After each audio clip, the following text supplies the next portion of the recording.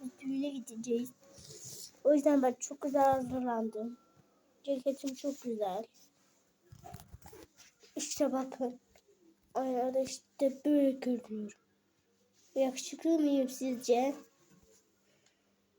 Sizce yakışıklı mıyım? Güzelim değil mi? Yani biz düğüne gideceğiz. O yüzden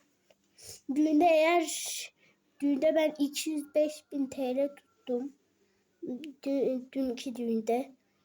Ve eğer bugün 7.000 like gelirse, hiç like'ım yok çünkü benim. Eğer 7.000 like gelirse 200 her gün abonelerimden birine 200 dolar vereceğim. Ay 200 TL. Eğer bu video 7.000 like gelirse.